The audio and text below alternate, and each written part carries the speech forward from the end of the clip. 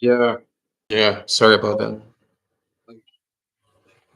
Sorry about that. I just wanted to be sure. I mean, let's see. Let's see if can you guys hear me? There are two. There is one person here. Is my voice clear? Oops.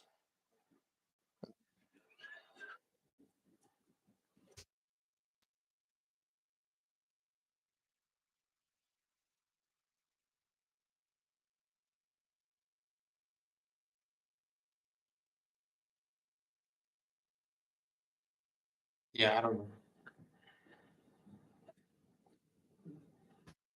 Let's wait. Can you guys hear me? For those who are with us. And there is a chat. Yes, yes, that's good. That's good. Yes, very good. Okay, okay, that's good. We're good. Yes. Oh, is my voice clear? Is everything clear? Like, is my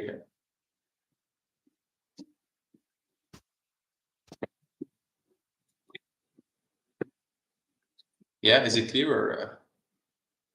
I think it should be clear. Yes, very good. Thank you.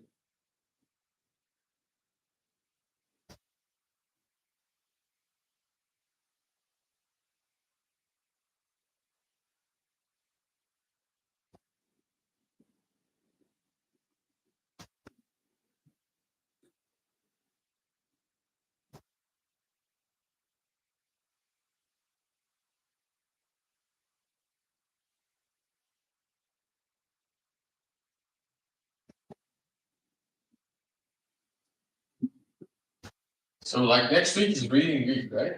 Yeah. Yeah. So like actually the midterm stuff, the midterm material will stop at like Friday. So like this one? Yeah. Which is not bad, I guess. I was like, I realized I fell into a trap. Said 18. Like, yeah, but 18 apparently week from 14 to 18 is off. So like the midterm material ends on Friday. Yeah, so it's already written, mostly written. Just review your notes and the assignments and the in-class examples, and you should be fine.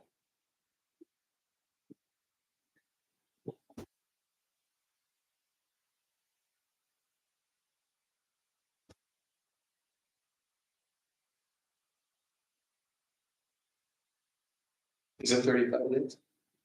Nah. 5 more minutes.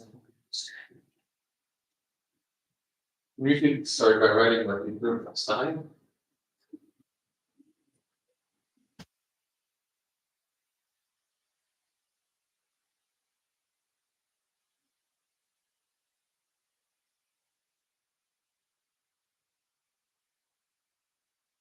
Let G be a finite cyclic group with n elements.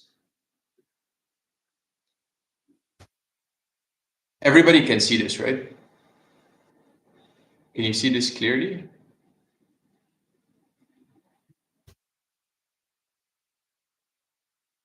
Yes, okay. Let G be a finite cyclic group with n elements, where n is a thing. And let D be a divisor, be a positive divisor of n. So D is an n. So then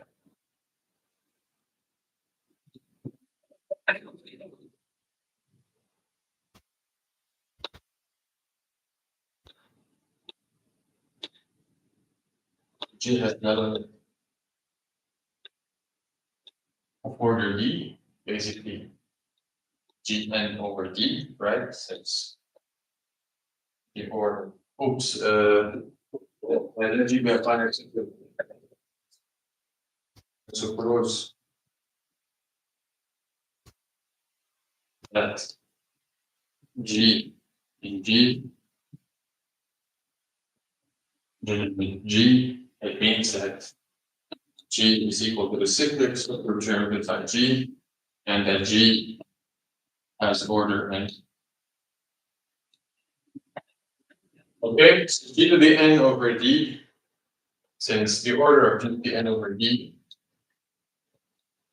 is n over GCD and d is n divided by n over d, and d has a unique subgroup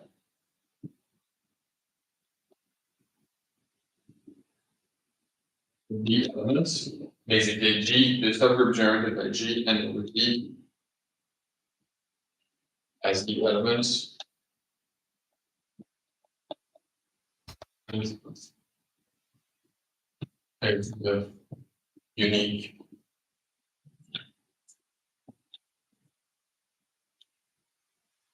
subgroup.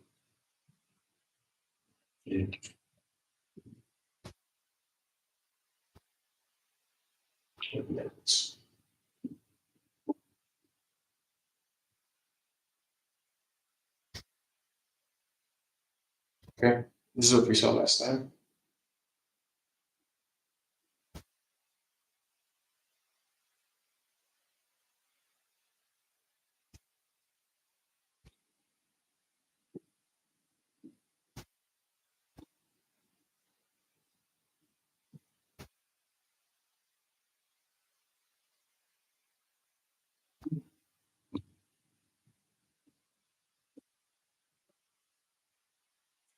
Yeah, so for those who joined us now, I was saying that the midterm material will end on this Friday because next week is off, right?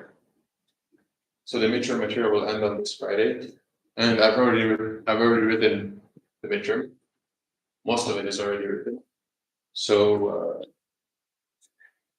yeah, you should be fine if you study the in-class notes, the notes of the class, the homework, and the in-class examples.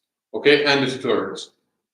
Okay, so if you do all of these, all the questions should look familiar. Yes, John. Are you gonna post on like practicing? No. Again, the practice is the notes and the tutorial, and the class examples and the homework. You would have seen almost every question. Okay. Okay, is it 35?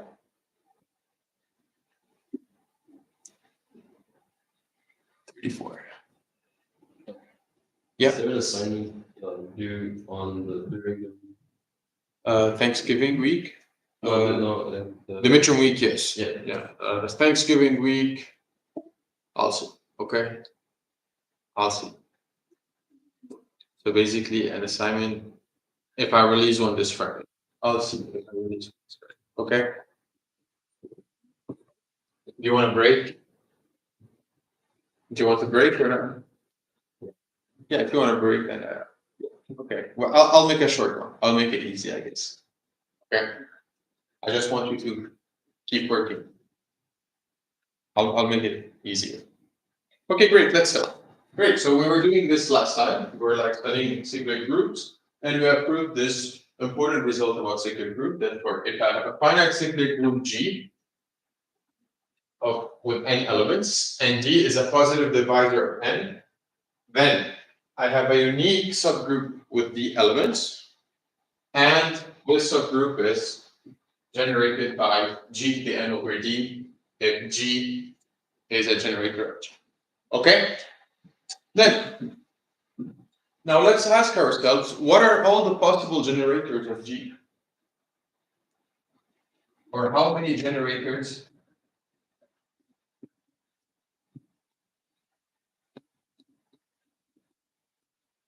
does G have? Well,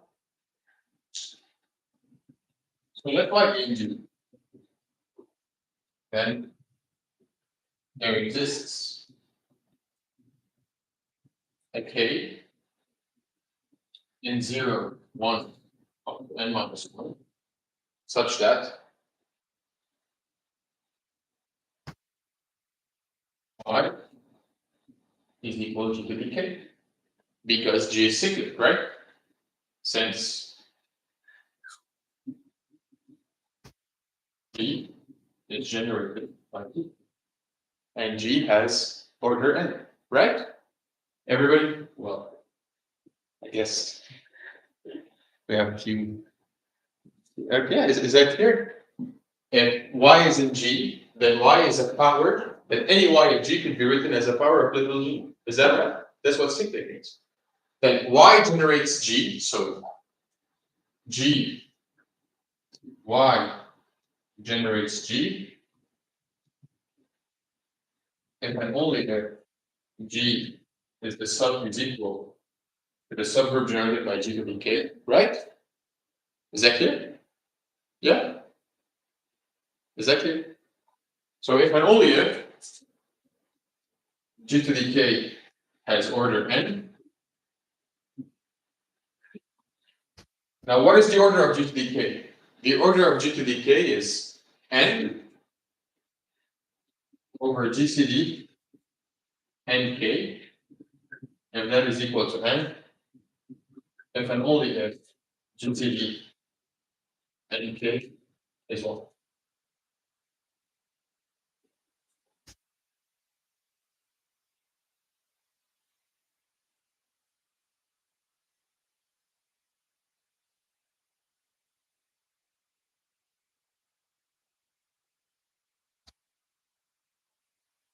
So G to the K will generate the cyclic group G with n elements, if G is a generator, if and only if G to the K has order n. Now the order of G to the K is n over GCD nk, since G has order n, and this is equal to n if and only if GCD nk is equal to 1. Hence, number of generators of a cyclic group with n elements is, if you want, the cardinality of your n, right? It's the number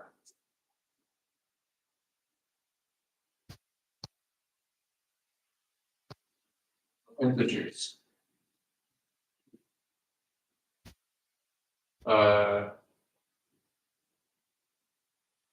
between 0 and n minus 1 that are relatively prime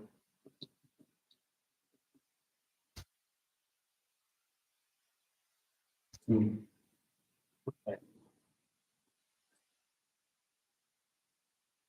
Okay, one example.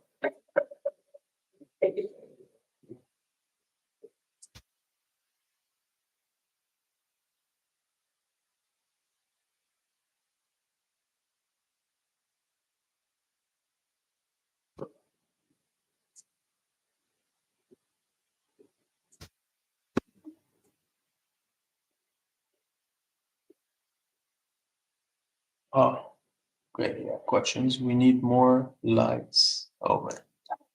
We need more lights. Things. Okay, so yeah, please do ask some questions that are relevant to the course in the chat. I'll try to keep an eye every 1 or 2 minutes. Okay, so it's a bit sparse, so I have to. Yeah. Anyways, okay, is that clear? That GK will generate G if and only if GCD of NK is equal to 1.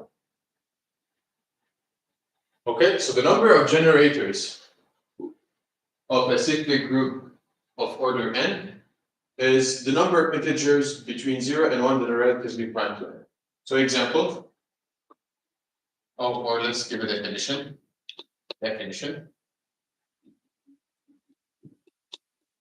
Let's P from n to n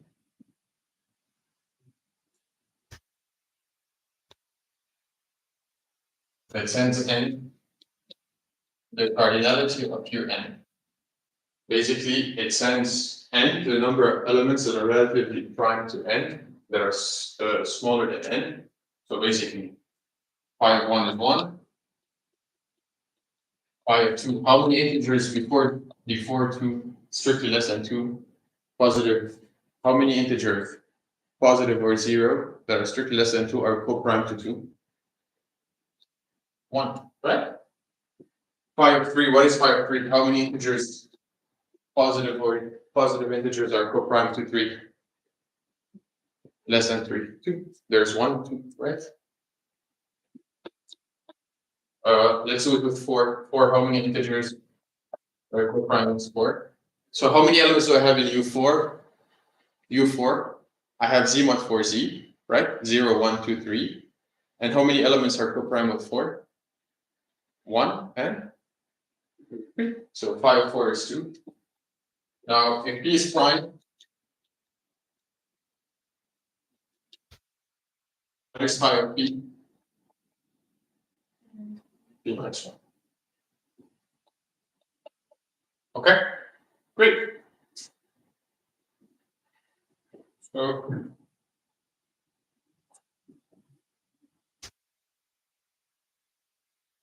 let's do an example.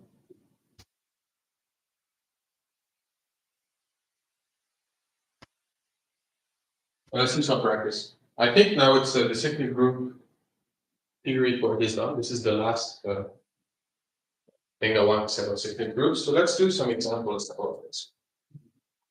So find all the generators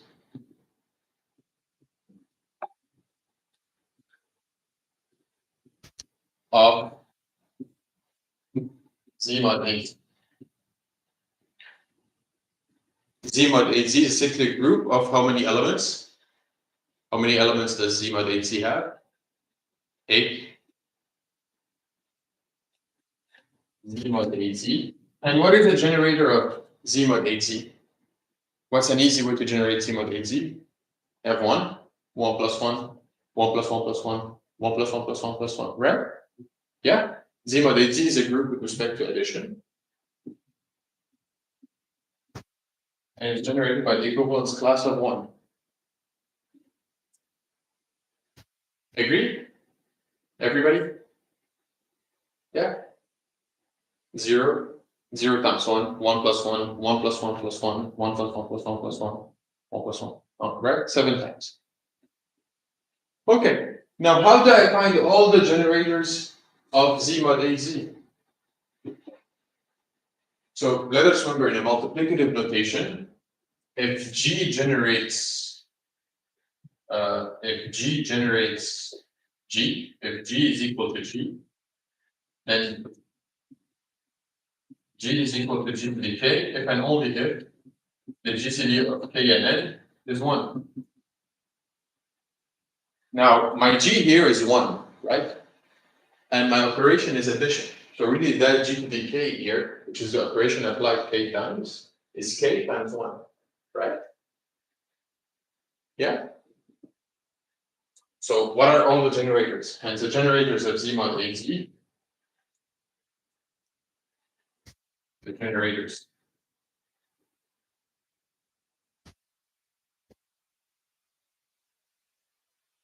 are the classes of 1. It's 3, 5. That's it.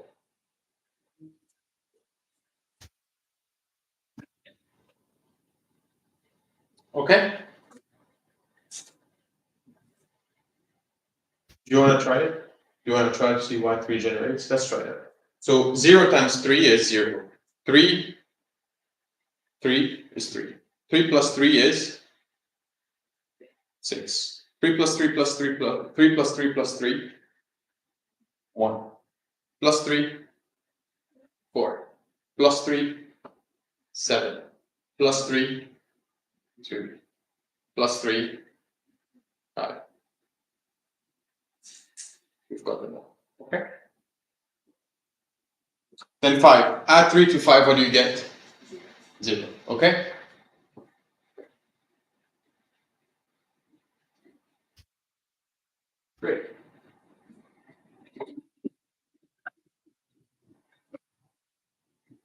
Okay. Any questions for people in the audience?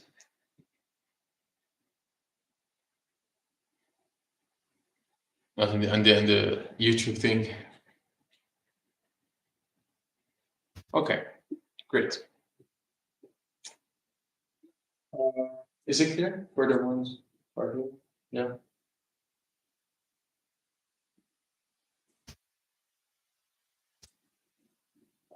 Maybe let's do another example. So find all the subgroup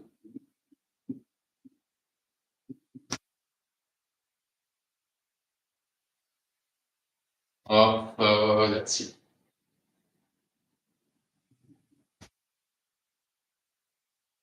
E mod 12. Okay. Now D mod will be a cyclic group with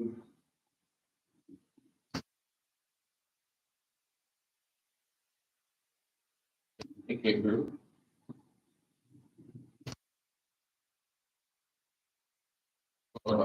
Or and it's generated. What's the easiest generator? What's the easiest generator of D mod above Z? It's just, the class of one module. Now I know that for a cyclic group, for each divisor D of 12, I have a unique subgroup of order D, right? Which is generated by, in multiplicative notation, it's G to the N over D. So in additive notation, it's N over D, right?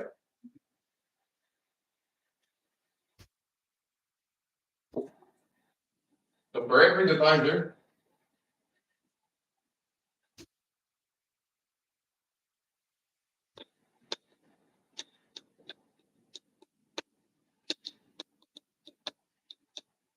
divisor D and N, well, there exists a unique subgroup with D elements. In the order of a subgroup is the number of elements of the subgroup. If I use that, D elements, there's an interval for the elements generated by the class of N or D mod 12.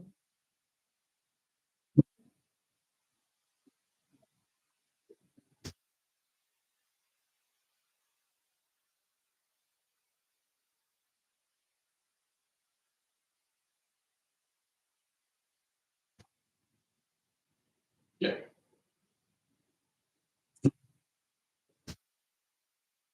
Great. Now we know it's a. So I have a subgroup. What's the subgroup with one element? It's just the class of 0, right? That's the subgroup with one element, right? Now do I have a subgroup of order 2? So what are the divisors of 12? The divisors of 12 are 1, 2, 3, 4, 6, and 12. So for each of these sizes, I have a subgroup for each of these divisors. I have a subgroup of this size. So now what is the subgroup of 2 elements? It is generated by 12 over 2, generated by 6, the class of 6.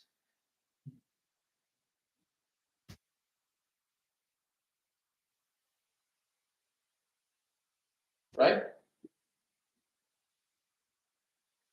0, 6. Great. Now what's the subgroup of 3 elements? Generated by what? Basically, what number do you need to add 3 times to get 12? That's the idea. 12 divided by 3, what is that? 4. So so what do I have here? 0, 4, and 8, right? Agree? 4 plus 4, and 0. That's the subgroup with 3 elements, right? 8 plus 4, what do you get back?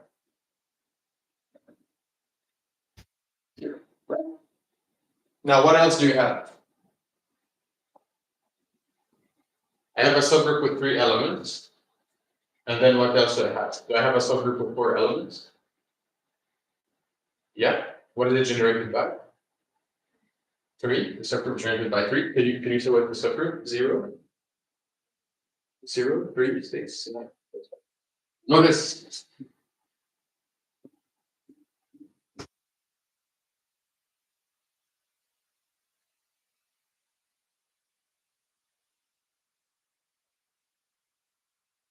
Okay.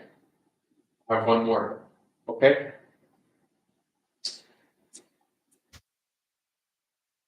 So I have a subgroup with 1 element, 2 elements, 3 elements, 4 elements. I have one with 6. Do I have one with 6 elements?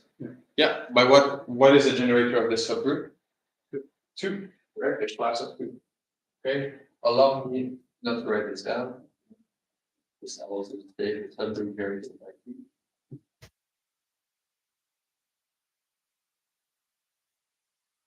Notice that the arrows means that the subgroup is included in this. But this subgroup is part of all the subgroups. 0, 6 is part of this one. Yes?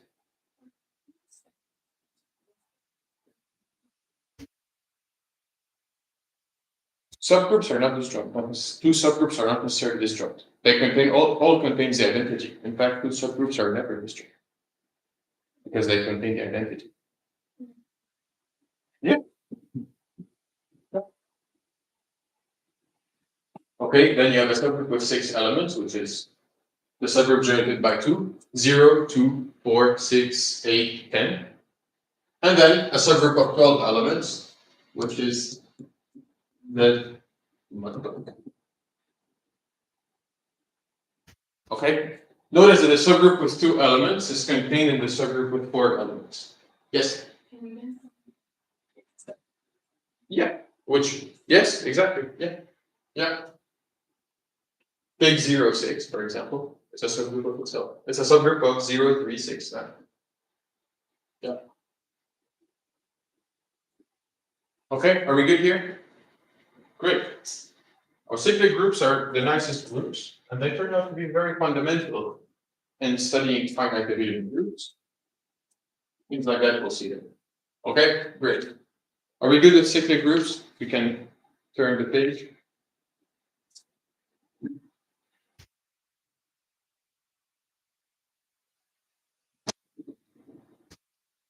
I'll discuss now two theorems. These are not very difficult theorems. These are more or less, congruence theorems.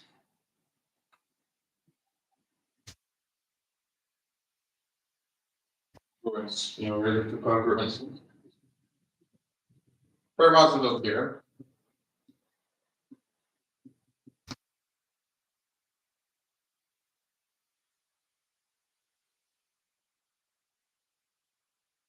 Okay. What does it state? Fermat's theorem states the following. Let A be an n with and P of prime.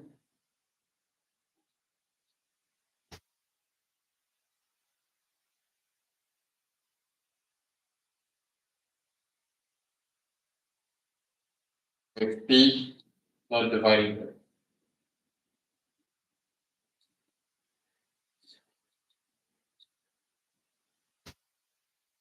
Then A to the P minus 1 is congruent to 1.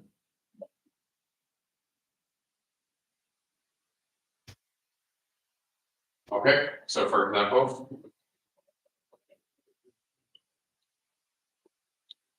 let's take, can someone give me a prime? Averages. Slightly less. Let's pick 5. Things that I can compute, right? Things that you can compute. So what is 3 to the 4? Does 5 divide 3? No, right? So what is 3 to the 4? 3 to the 4, this theorem tells me that 3 to the 4 I should expect it to be 1 mod 5.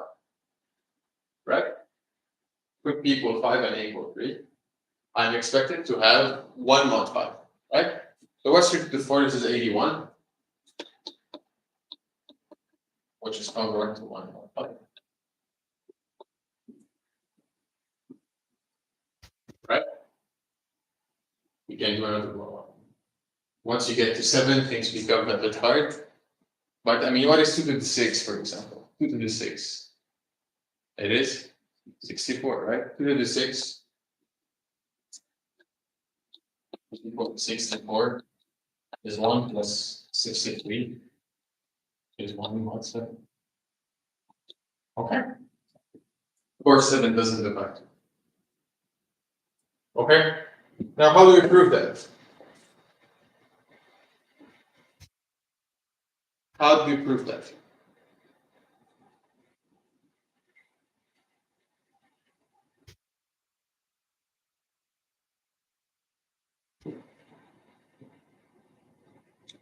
Yeah. Okay. So the idea here is to apply Lagrange's theorem. So if P is prime,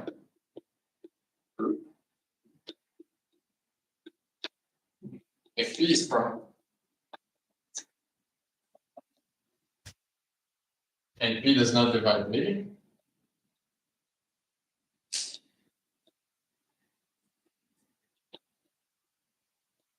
then GCD of A and B is 1, right?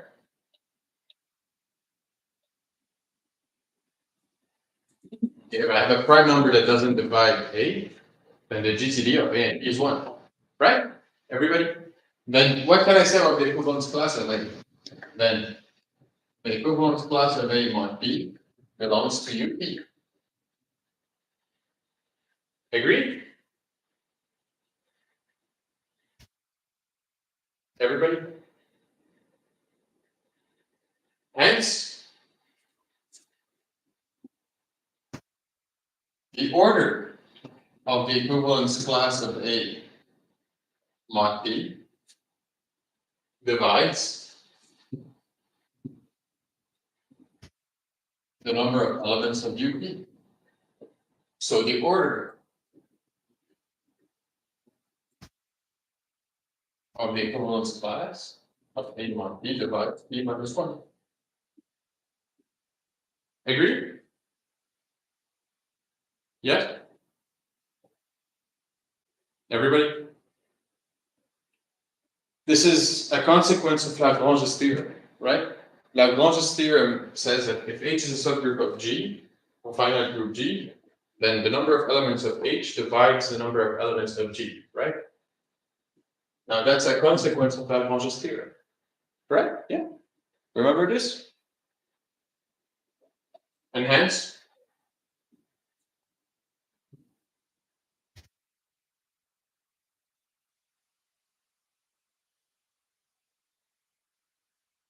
AP P minus 1 is equal to the equivalence class of 1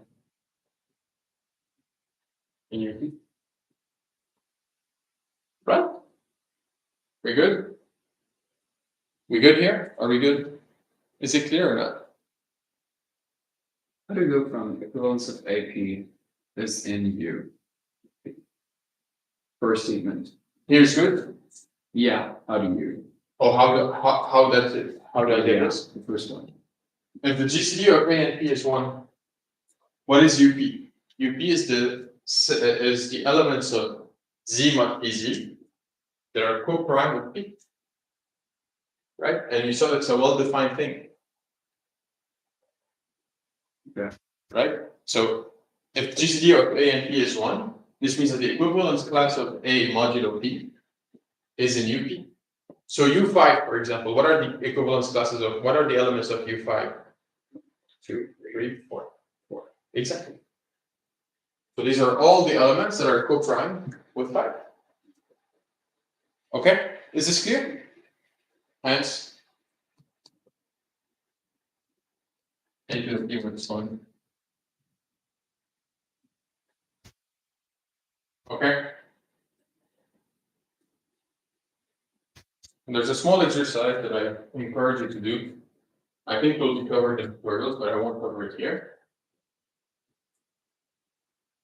So the result will come here.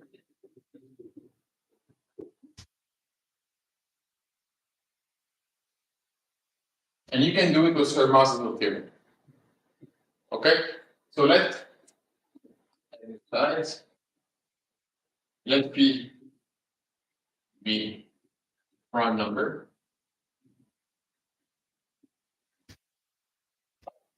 with P congruent to 3, 4. Right? So 3, 7, 11, 19, right? Those are the prime numbers that are congruent to 3 mod 4. Show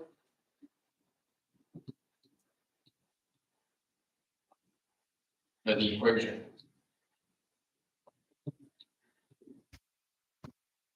x squared is congruent to 1 mod b is no.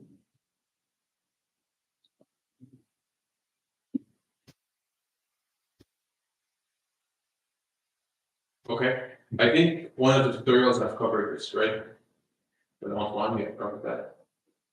It's just an application of this one. Okay. Right. So the idea is to raise both sides to the power p minus 1 over 2, and then you get a contradiction. Okay? Yeah, well, not write down the hint, but that's what you should do. Okay? If you have a solution, raise both sides to the power p minus 1 over 2. P minus 1 over 2 is an even number, right? And then get a contradiction. Okay? Okay? Is that clear? Try and do it. Okay, great. Now let's generalize Euler's theorem.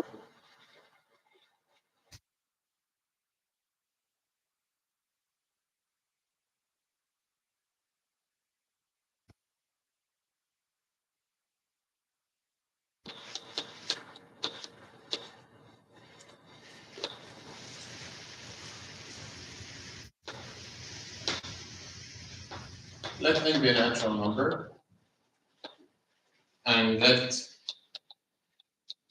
A and Z such that GCD AN is equal to 1. Then A to the P of n is congruent for 1 model, where P of n counts the number of elements that are where basically P of n is the cardinality of your n, right? It's the same.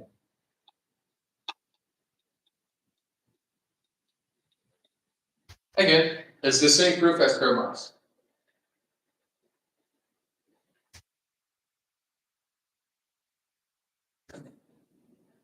Like the GCD of A and N.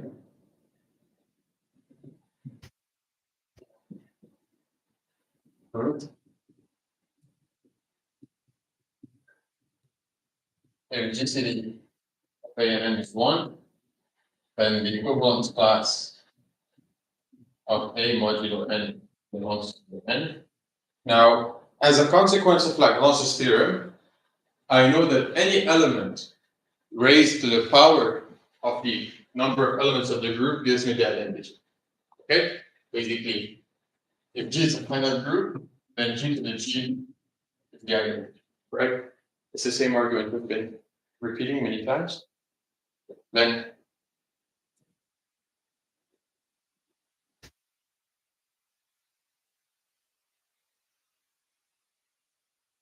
N, right? Because UN is a group with respect to multiplication modulo N.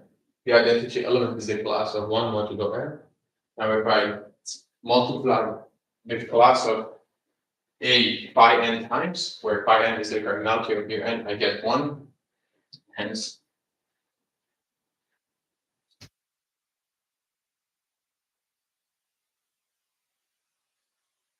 where pi n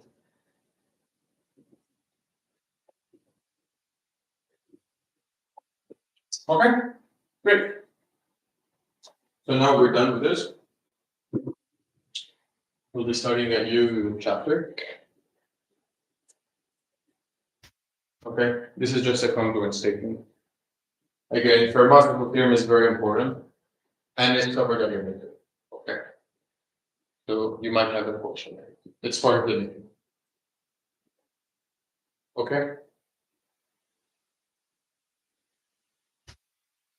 I said that, I don't know if I said that the midterm material ends Friday. Yeah? Okay. Great. Okay. Now we'll start with a new chapter. Normal subgroups.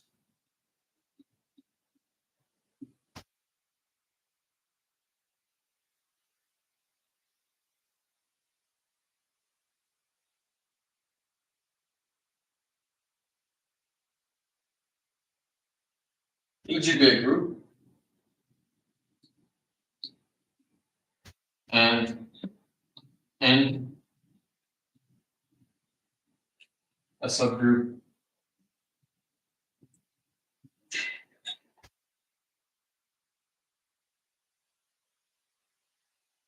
and it said to be a normal subgroup of G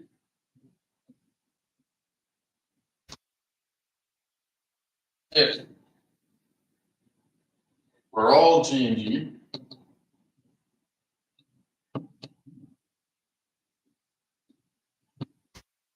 n is equal to ng.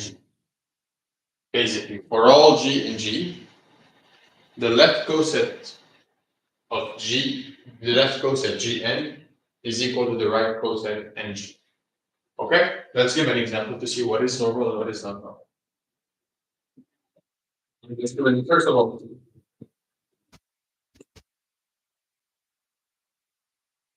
let's do some examples. If G is a billion,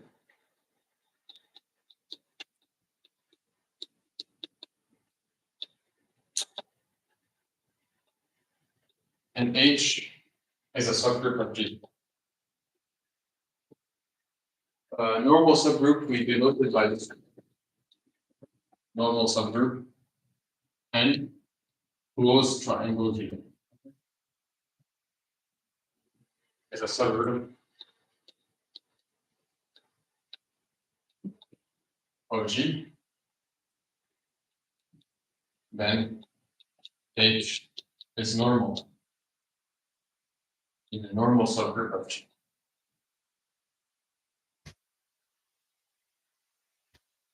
Why is that? That's clear, right? Let G be in G. What is the coset GH? The coset GH is just G times H, and H ranges in H, right? I take all the elements of H and I multiply them by this little g on the left. Agree or not? This is the left coset, GH. Now, if G is a billion, what can I say about GH? GH is equal to what? To HG.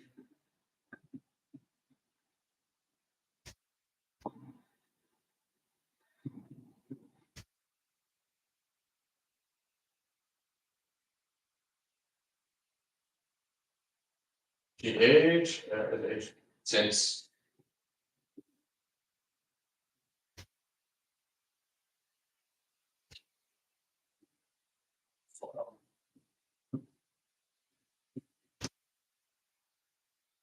well, what is that? Yes. HG. Okay, so if G is a billion, there's nothing to do, right? Just every subgroup is a normal subgroup. Great. So studying normal subgroup is very interesting when G is what? Not a billion. Exactly. So what's the smallest non abelian group we have seen so far? It's a group with 6 elements, right? S3. is a group with 6 elements. That is not a group. Now let's consider a subgroup. Consider the subgroup.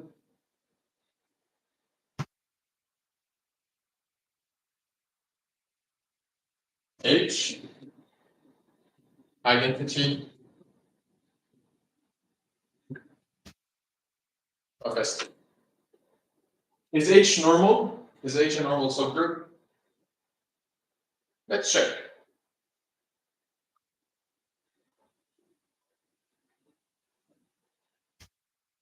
Is H a normal subgroup of S3 or not? Let's check.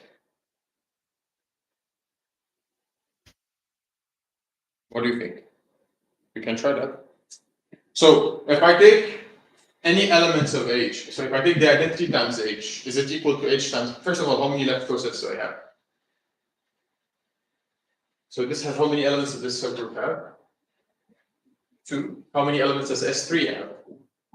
3 factorial, which is 6. So how many left cosets do I have?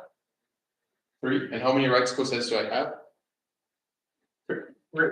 So I have to check them coset by coset whether they're equal. Right? So if I take the identity times H, of course it will be equal to H times the identity. So I'm not bothered with that. Right?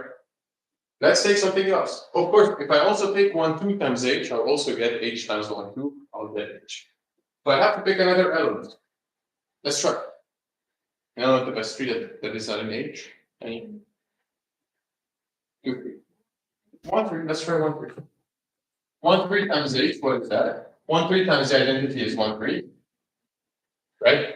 And 1, 3 times 1, 2. So 1 goes to 2, and 2 stays fixed. Right? 2 goes to 1, and 1 goes to 2. Right? Now, what is H times 1, 3?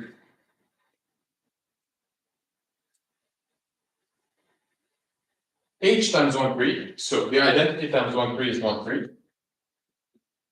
And 1, 2 times 1, 3, what is that? 1, 2 times 1, 3. What is that? 1 goes to 3, right?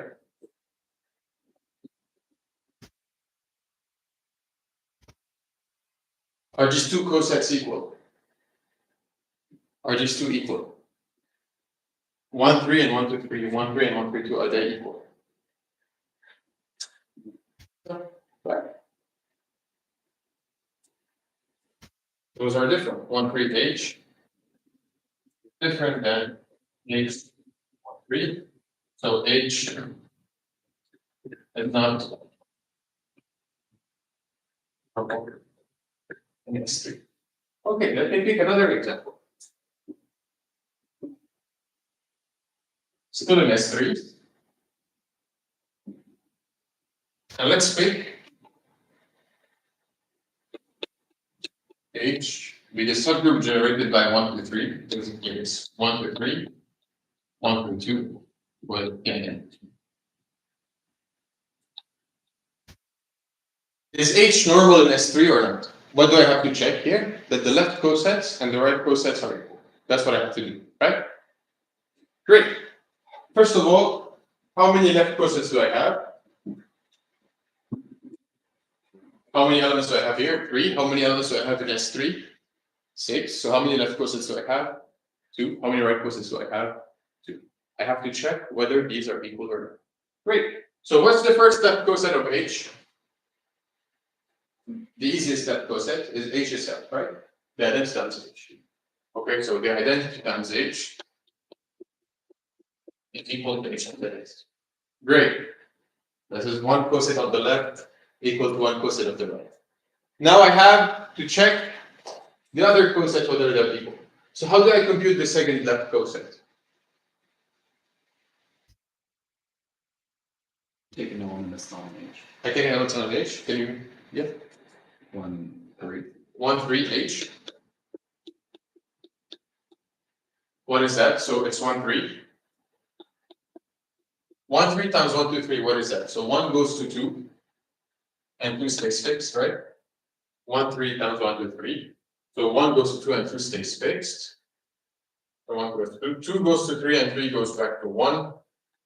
So that's it. So 3 goes to, okay, yeah. 3. 1, 2. And the other one is 2, 3, right? Let's double check though. 1 goes to 3 and 3 goes to 1. 3 goes to 2 and 2 stays fixed. 2 goes to 1 and 1 goes to 2.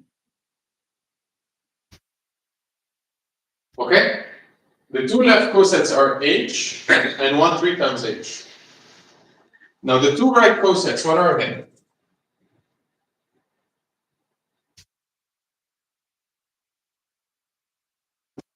The two right cosets.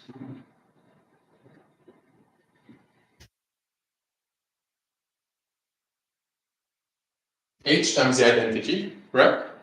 Is the first right coset. And the other right coset, what is it? Yeah, but let's pick a representative. H times 1 3. Let's complete this. So H times 1 3. I get the identity. Now 1 2 3 times 1 3, what is that equal to? 1 2 3 times 1 3. 1 goes to 3. 1 2 3 times 1 3. So 1 goes, yeah. What is that? This is 2 3, right? And this is just 1. Right? The last one is 1.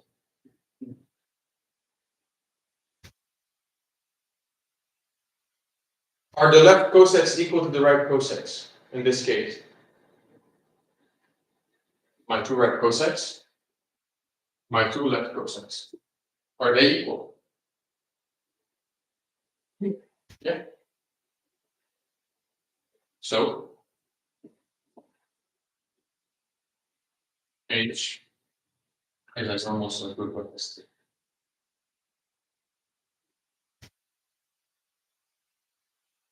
Okay.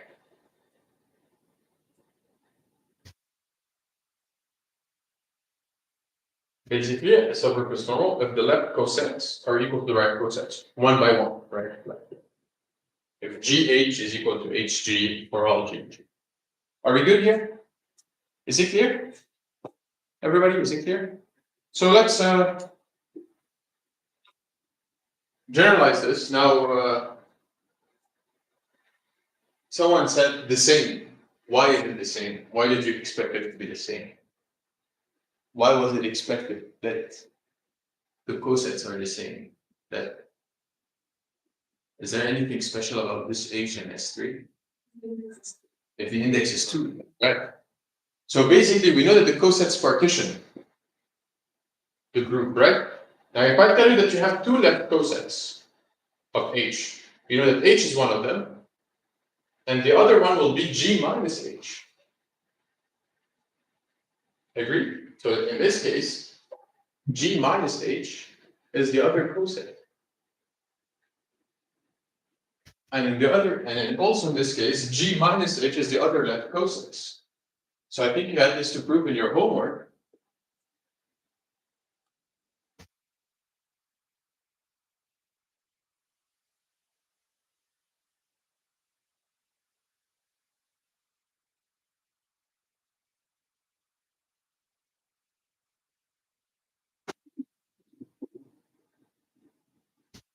If let's see.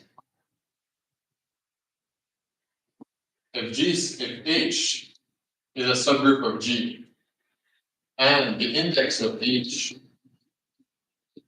is 2, right? The index means the number of left cosets or the number of right cosets, and H is normal of G. Should I prove it, or that's okay? Do you want me to prove this? Should I? I think you had this in your homework. If you had, but yeah, it wasn't meant to be graded, so nobody did this, I guess. Yeah, that is the bad thing. You know, what is there? What questions are not going to be graded? But let's reprove it. So we know that the cosets partition, left cosets partition G, right? How many left cosets do I have here of H? 2, right? So if G is in H,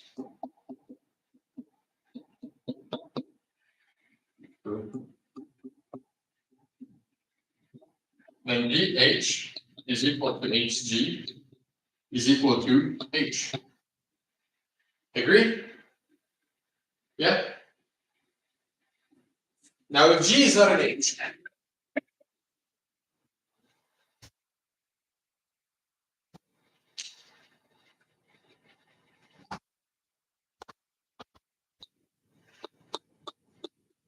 if G is not an H, then GH is of course different than H.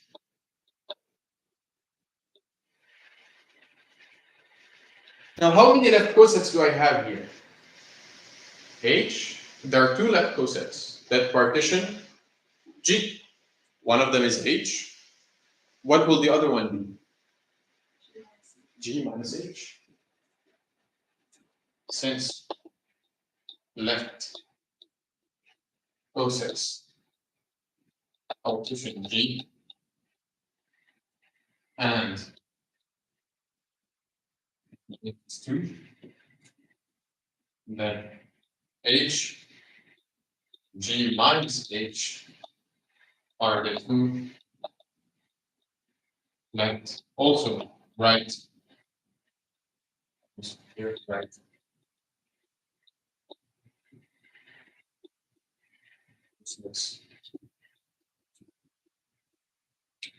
So if G doesn't belong to H, then GH is different than H. Well, if it's different than H, it means that GH is the other coset. And what is the other coset? This is 3 minus H. Same argument for HG. So GH is equal to HG is equal to G minus H. If G not H. Hence,